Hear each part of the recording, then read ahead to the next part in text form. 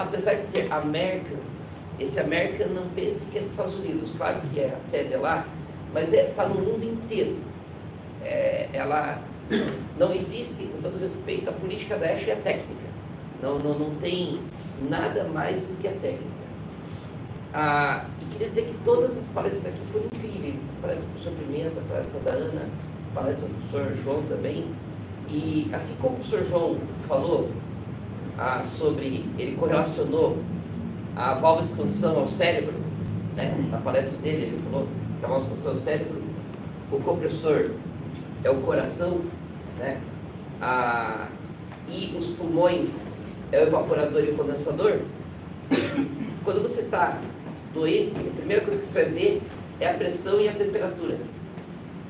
E a função do ser vivo, no nosso caso do ser humano, é manter uma temperatura de 37 graus.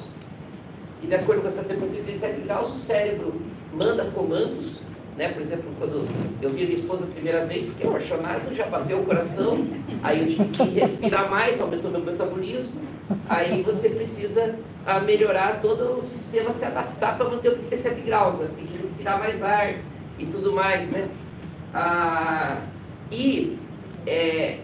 Digamos, só que existe uma influente muito importante no nosso corpo, além dos pulmões, do cérebro e do coração.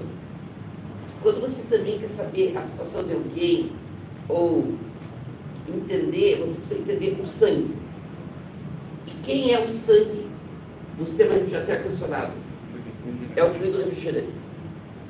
É o fluido refrigerante. Assim como você tem sangue A, B, O positivo, A negativo, você também tem uma grande gama de fluidos refrigerantes.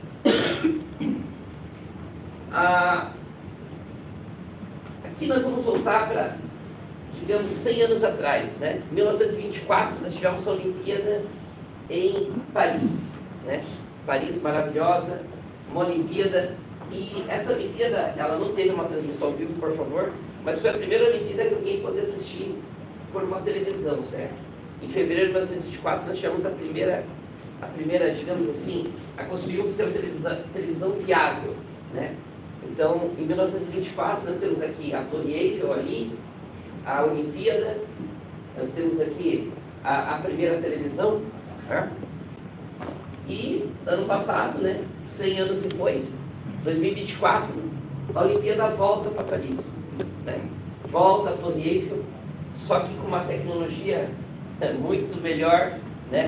Você vê esses óculos de várias dimensões, né? E as coisas, apesar de tudo, nós voltamos para Paris, mas com mais tecnologia, né? Bom, olhando do ponto de vista, em 1924 foi instalado o primeiro trio de respirador centrífugo na loja de departamento L.G.L. Hudson, em Detroit, Michigan. E naquela época, ali vamos falar em 1924, os fluidos refrigerantes mais usuais eram amônia, propano, CO2 e alguns outros hidrocarbonetos, né? Então nós estamos agora indo para 1924. Em 1923, 1926, esse homem, tirando o fio do refrigerante inicialmente, né, tudo que ele inventou matou gente. Mas, né, ele que inventou o DTFON e todas essas outras coisas aí complicadas, foi usado em guerra, mas ele inventou o CFC, o freon, né, os clorofluorcarbono, né? E são fluidos refrigerantes incolores, inodoros, não inflamáveis, não corrosivos. E isso aí acabou impulsionando que a refrigeração até então, você tinha alguns problemas com aqueles fluidos refrigerantes hidrocarbonetos, e essa atitude, essa invenção acabou popularizando e impulsionando a implementação de sistemas de refrigeração e ar-condicionado pelo mundo.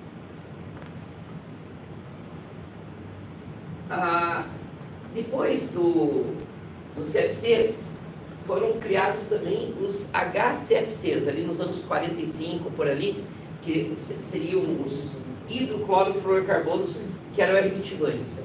E era um mundo simples.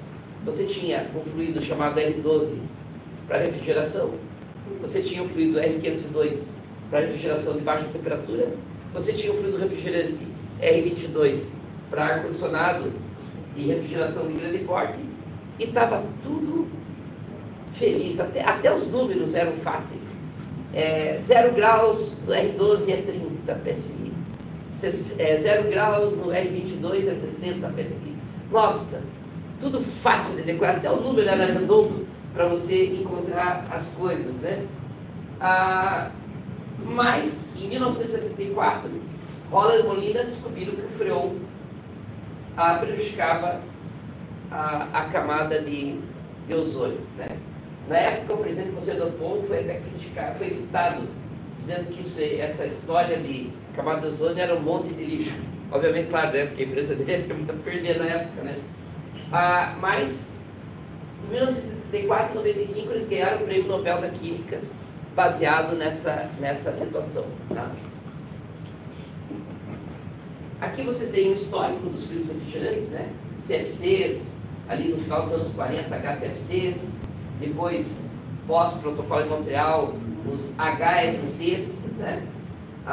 Hoje você tem, na parte dos, digamos aí, dos sintéticos, os HFOs. Então, você tem toda uma história, né?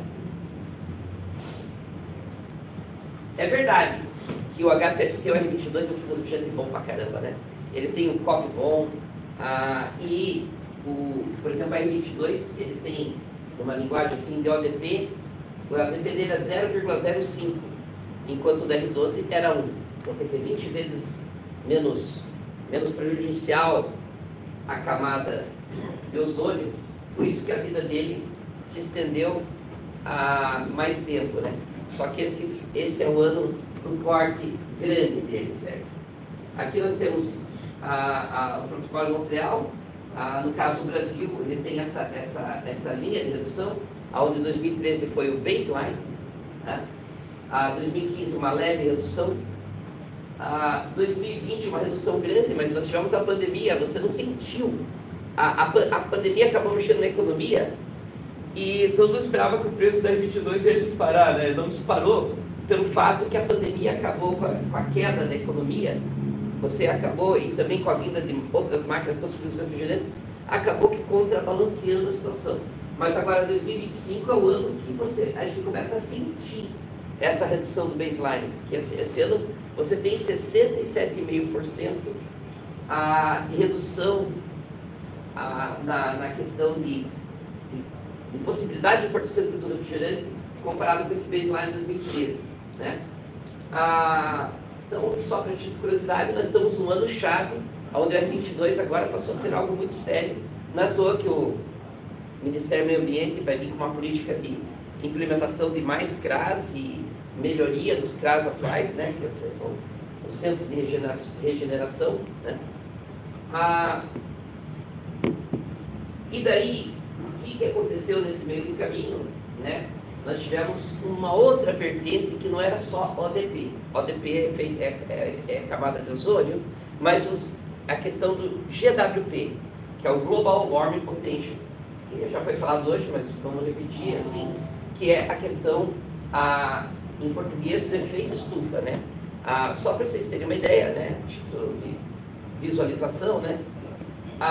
1 kg de R404A, que é um fluido refrigerante muito utilizado na refrigeração, polui o equivalente a um carro 1.0 andando 40 mil quilômetros.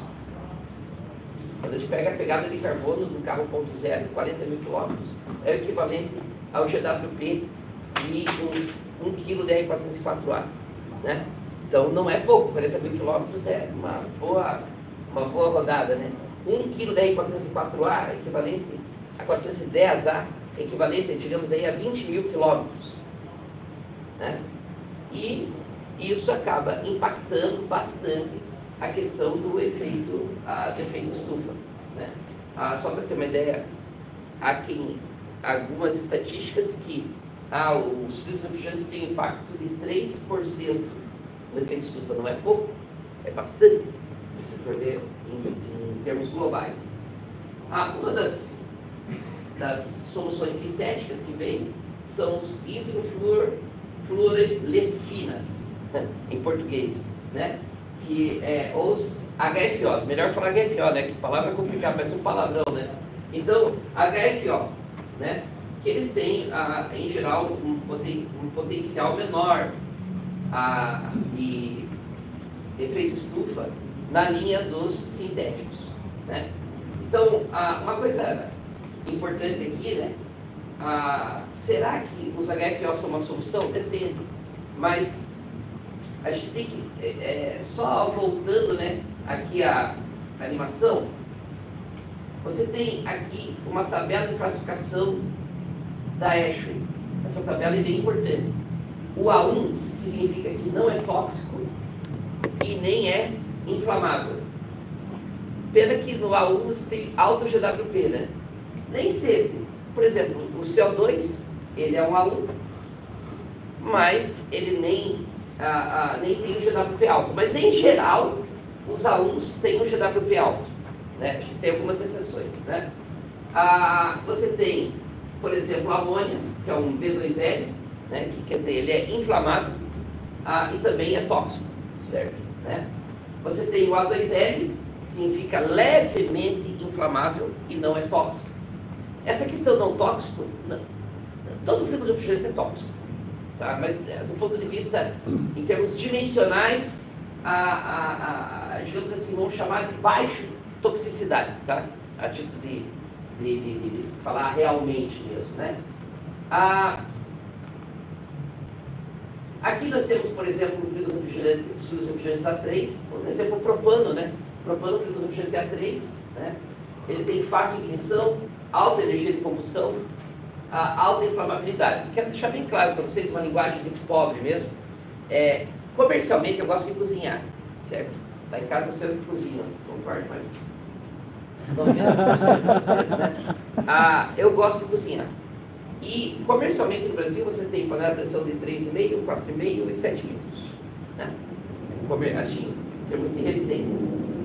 Uma panela de pressão de 7 litros, para você ferver, iniciar a fervura de 7 litros, você vai pegar sério.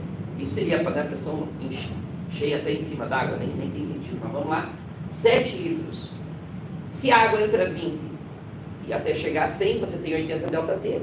7 vezes 80, você tem 560 quilocalorias. Só para vocês terem uma ideia, uma unidade, as menorzinhas unidades de propano, a pessoa fala, olha, um isqueiro é de propano e tem 35 gramas. Tá? E no equipamento de ação tem 50 gramas. 50 gramas não é nada. 50 gramas, contando que é em torno de 11 mil quilocalorias por quilo, a gente está falando de 550 quilocalorias. 50 gramas de poder calorífico. Ou seja, o poder calorífico de uma mini unidadezinha com 50 gramas é a mesma intensidade de calor necessária para ferver 7 litros de água. Para iniciar a fervura, não estou falando para transformar o calor latente, mas para iniciar a fervura de 7 litros de água. E olha, pensa, você consegue visualizar quanto fogo que é para fazer, iniciar a fervura de 7 litros de água? Esse é o fogo que tem numa maquininha de 50 gramas. Por isso que o A3, você precisa de muito treinamento. Não é brincadeira. Não é brincadeira um A3. Um A3, 50 gramas, não é nada. Não é nada. Só para você ter uma ideia, está sendo gravado aqui, então eu não vou falar, mas tem uma linha de restaurantes maravilhosa, de hambúrgueres, que eles têm 150 técnicos. E eles tiveram, há um mês atrás, 8 acidentes com filtro de refrigerante de propano. Então, 8 acidentes. E eles fizeram um processo de retreinamento, porque eles têm uma política, né? Na fábrica deles, numa cidade linda, maravilhosa, eles têm toda a fábrica com filtros refrigerantes naturais. É a maior fábrica do Brasil de CO2. Tudo é com CO2 lá.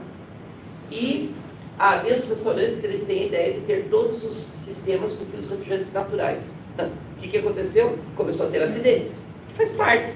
E o que eles tiveram que fazer? Mais treinamento, certo?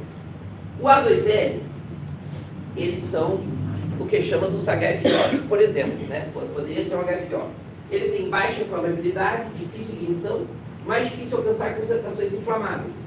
em tese, né, mais seguro de usar. Do ponto de vista digital, né, eu até brinco com os alunos, um termostato velho, de 1920, a saída dele é digital ou analógica? A maioria fala analógico, fala, não, é digital, né? Ou liga ou desliga, né? Então, você pega, do ponto de vista digital, A3 e A2L é a mesma coisa. Agora, do ponto de vista de escala, você tem algumas diferenças. Mas como que a gente vai começar na refrigeração a entender como mensurar essas diferenças? Então, você tem a questão de alguns dados, que a gente vai falar agora, LFL, né, um deles, NEE, né, que nós vamos trazer eles agora para vocês. Por exemplo, LFL, Lower Flammability Limit, limite inferior de flammabilidade, a concentração de material combustível no ar abaixo da qual a ignição não ocorrerá, certo? Nesse caso aqui, o outro MIE, que é a energia mínima de ignição, é a menor energia necessária para inflamar o material inflamável no ar ou no oxigênio, né? A SU, velocidade de queima, taxa de propagação da chama em relação ao gás não queimado à frente da chama. E HOC, né? Quantidade de calor liberada durante a combustão de uma determinada quantidade dele. Todos esses itens, o pessoal fala, esse aqui é 2L, esse aqui é 3, tá? Mas como é que você mensura isso? Conceito de refrigeração. E como que você mensura isso? Essas são as unidades para mensurar a diferença de um A2L para outro A2L. Só para vocês terem uma ideia, o ME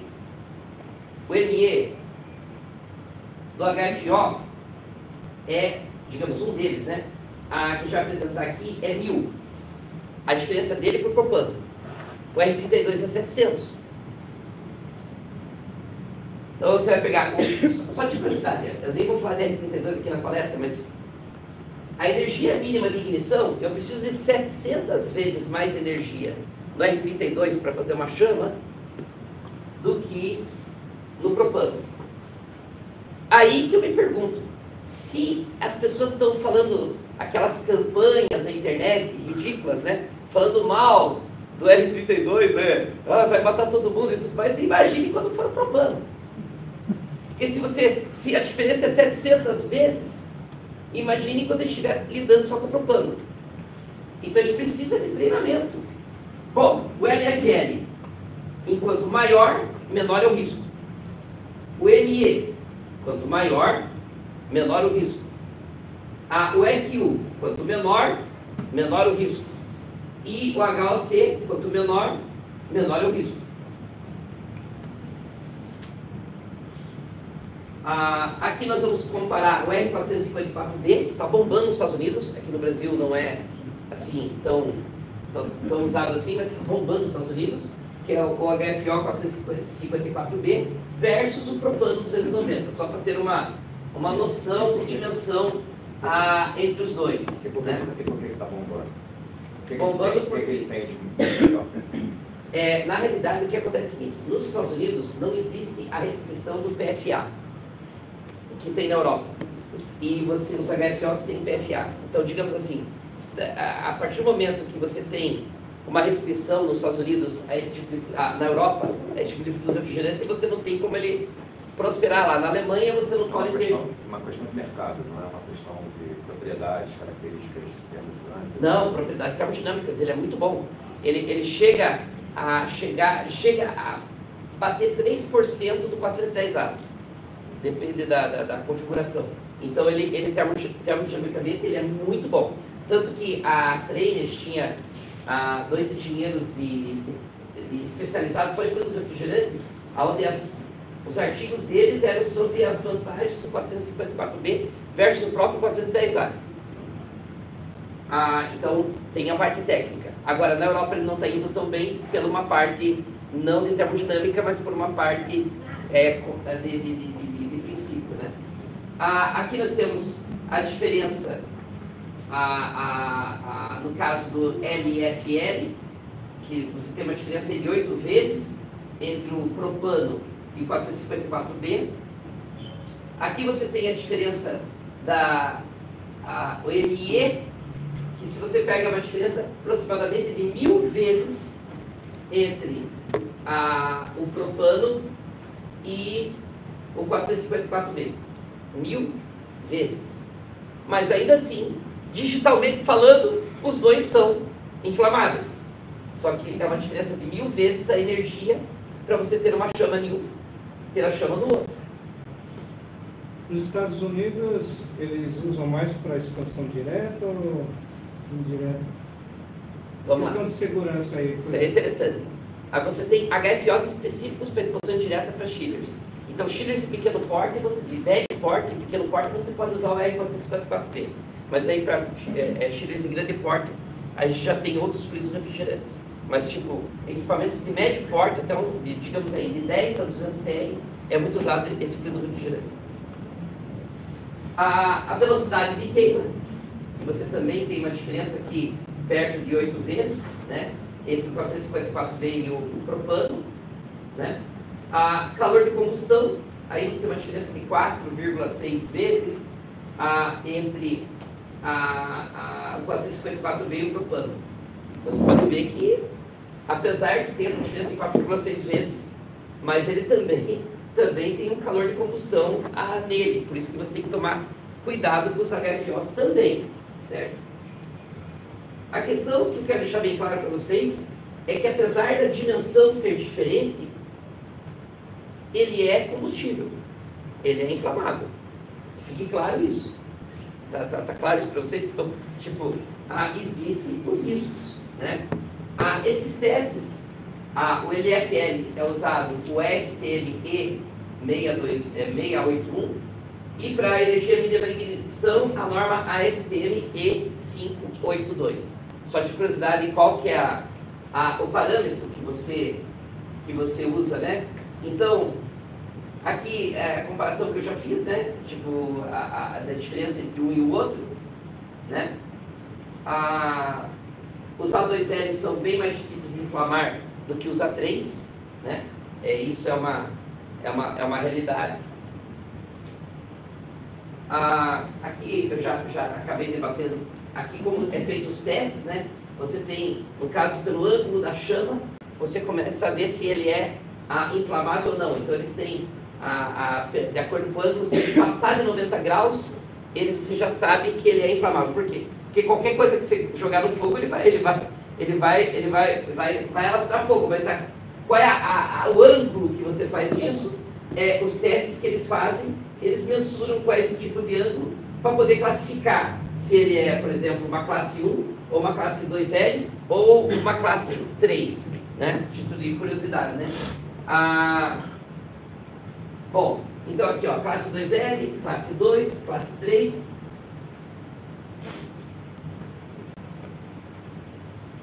Bom, uma coisa importante é a seguinte: normalmente, não sempre, a inflamabilidade e o GWP são inversamente proporcionais, né? Enquanto você tem, não sempre, no caso do CO2, por exemplo, é uma exceção, mas, em geral, enquanto mais GWP, quanto mais inflamável, menos GWP. Só para o sistema, daí o propano, o GWP dele é 3. O propano, o GWP dele é 3. Olhando aquela matemática do quilômetro, seria 30 quilômetros rodados.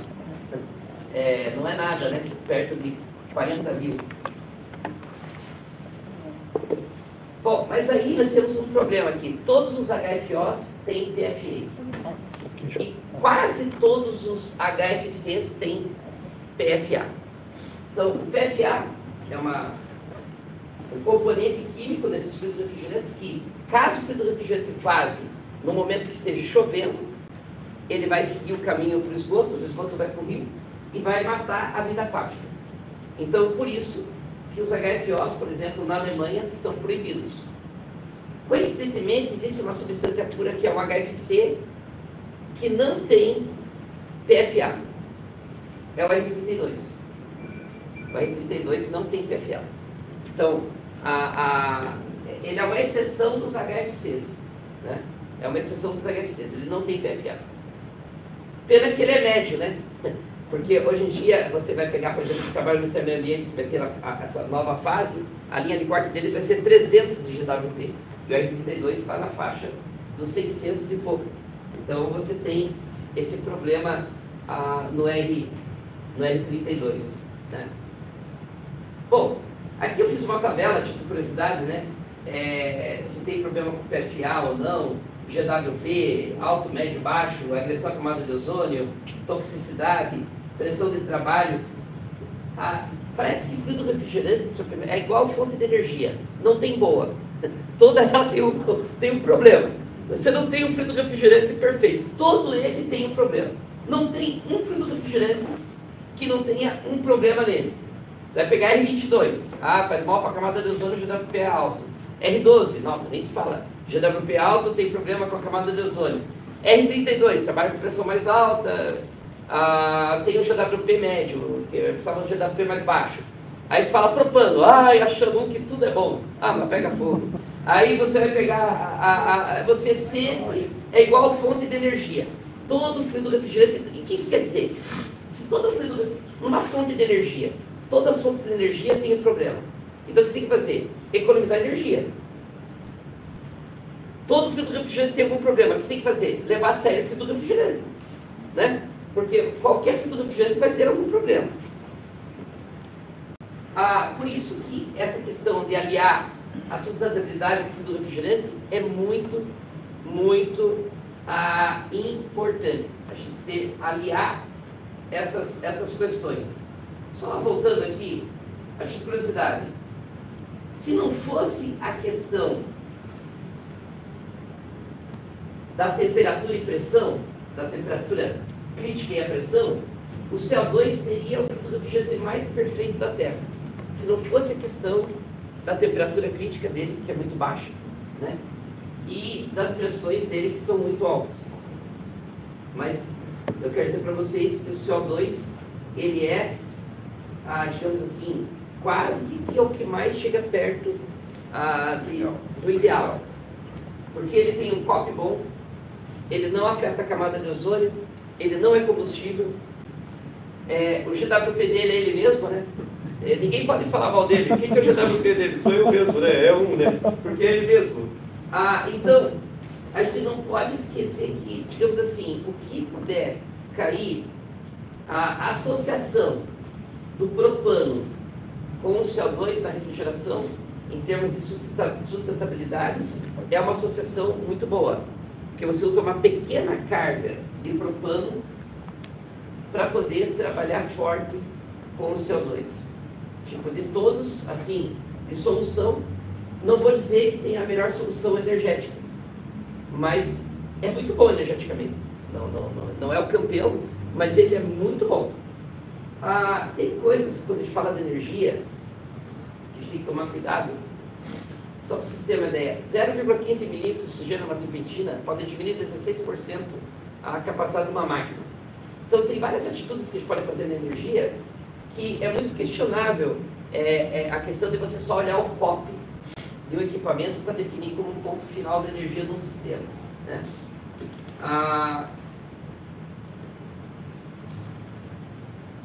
Isso aqui é perigoso, certo? Técnico de refrigeração morto em explosão de ar-condicionado deixa 6 filhos. Pesadelo horrível.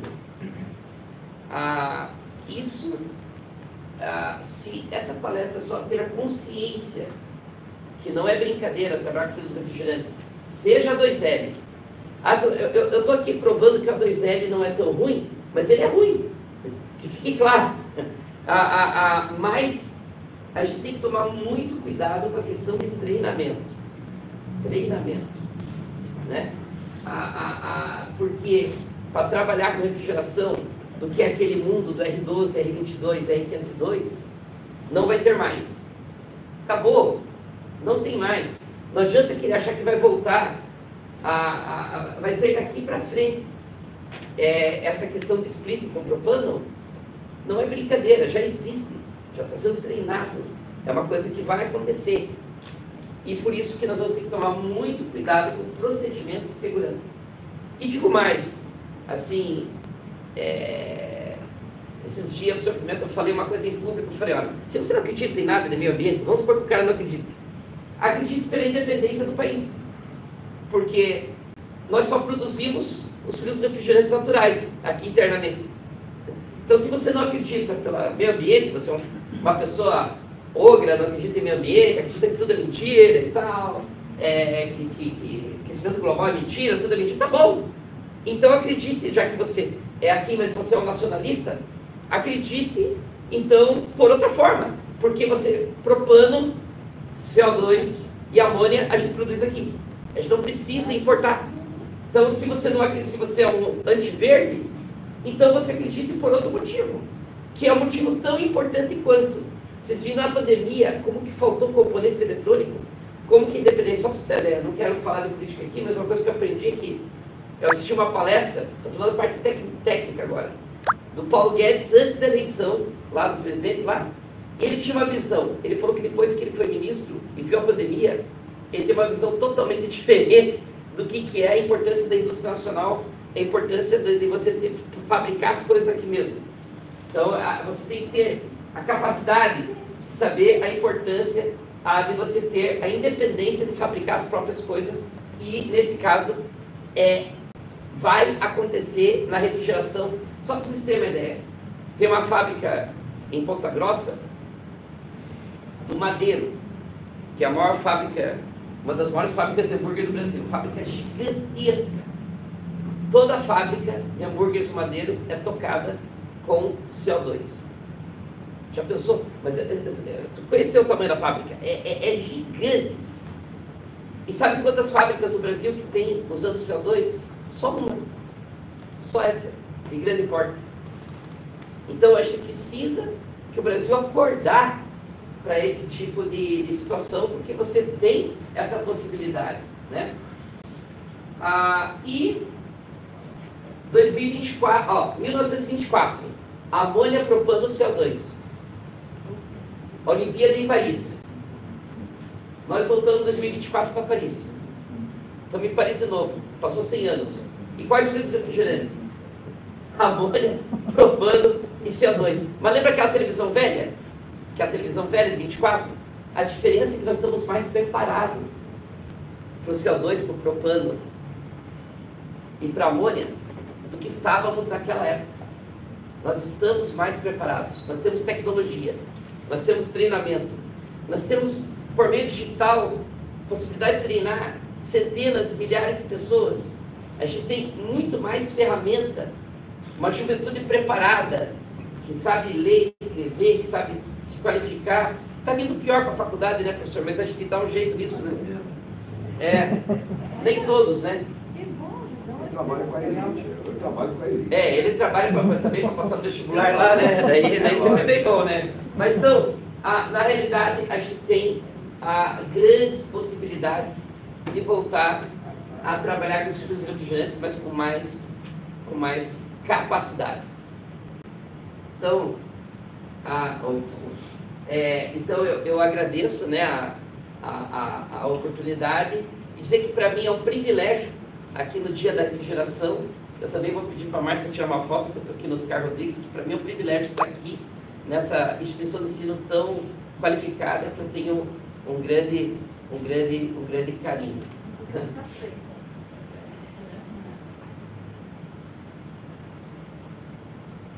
Beleza? Muito obrigado.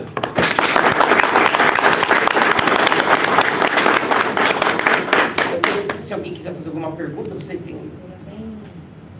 7 minutos. 2 minutos. Quando você fala do CO2 em relação à pressão, que vai envolver equipamentos maiores, mais pesados, com espessuras de paredes maiores, esse seria um dos problemas do CO2. Sim. Vai encarecer o valor dos equipamentos. Também, mas quem está trabalhando com manutenção, se ele, na hora de instalar uma válvula, alguma coisa, ele errar, aquilo ali, ele pode perder os olhos. Não, pode... sim, eu entendi. Aqui na parte de pressão vai subir as pressões. Vai subir as pressões, daí ele vai encarecer. Mas no momento que todos tiverem, vai estar todo mundo meio que equalizado. Meio que equalizado. Principalmente quando você trabalhar, veja, o CO2 no subcrítico, você trabalha com pressões bem mais altas que os sistemas tradicionais, mas ainda vai. O problema é quando você trabalha com CO2 no transcrítico, daí você trabalha com pressões bem mais altas, que daí o perigo é muito maior. Mas eu, particularmente, particularmente, você vê que algumas empresas que entraram vendendo bastante transcrítico, hoje estão vendendo nada. O Brasil, na verdade, a gente está indo para o subcrítico mesmo, feijão com arroz, mais simples. Teve uma determinada empresa, por exemplo, que teve um ano que vendeu 3, outro ano vendeu 30, aí outro ano vendeu 60, e depois voltou para 30, depois voltou para 10, porque ele pensou que ia ser um negócio linear, mas na verdade depois as pessoas que compraram, é claro que funciona, mas tipo, o subcrítico é muito mais tranquilo de você trabalhar do que o transcrítico, né? Transcrítico, de que valor de pressão mais ou menos você está enxergando, mais ou menos? O transcrítico com a pressão mais alta, então, de que valor a gente está falando de pressão? 60 bar? Não, muito mais. 100 bar? Aí 100 bar já começa a entrar na faixa de pressão alta. Bem alto, é bem perigoso, 120 bar. É o mergulho consigo, Mas é bem alto, é bem alto. Mais alguma pergunta?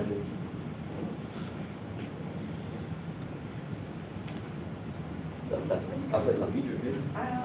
Para que se tenha mais projetos voltados para a questão de amônia, do CO2, e esse exemplo do Madeiro ser uma única operação com o CO2. Isso depende de um entendimento a nível de projeto, do projetista, de ter essas informações para propor para os seus clientes. Qual o principal entrave? Então vamos lá. Vou falar sobre refrigeração, sobre ar-condicionado. Especificamente no caso de refrigeração, na refrigeração comercial, o CO2 é uma realidade. Fácil. O subcrítico tem, já deve ter aí as milhares de instalações, tá? Teve um ano que ela vendeu 300, outro ano vendeu 500. Então deve ter, a refrigeração comercial já é uma realidade, tranquilo. No caso da indústria... Mas é em função de projeto específico de uma determinada indústria que se especializou nisso. Eu digo, em relação ao mercado, o projetista, a universidade está levando essas informações para quem está estudando engenharia mecânica? De forma algumas, mas tipo, agora estamos falando do padrão, né? Por isso, acho que todos deveriam falar e ensinar, né? Básica. Mas, digamos assim, vamos lá, assim só respondendo. Na indústria o CO2 do Brasil está fraquíssimo. Tem que falar. Na indústria a gente tem pouco, mas na refrigeração comercial tem bastante cases. O que precisa ser feito para aumentar é que, veja, o CO2 na indústria está concorrendo com a amônia, que também é um refrigerante de baixo impacto ambiental, mas você tem o problema da toxicidade da amônia. O problema é que as grandes indústrias na área da carne do Brasil estão tão acostumadas a trabalhar com amônia, que é difícil você quebrar o paradigma de levar o CO2 para eles.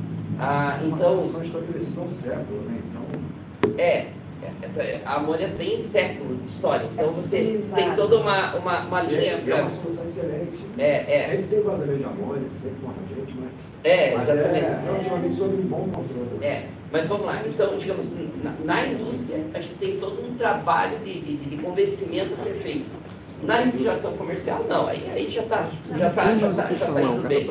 No caso do ar-condicionado, agora vamos falar dos HFOs, né? No caso do ar-condicionado, agora esse próprio trabalho do Ministério do Meio Ambiente vai ter questão de chillers R22, que vão ser incentivados a trocar chillers com HCFCs por fluidos refrigerantes que tenham um funcionário bem inferior a 300. Então vai ter um trabalho muito interessante nessa área, né? No caso do ar-condicionado, né?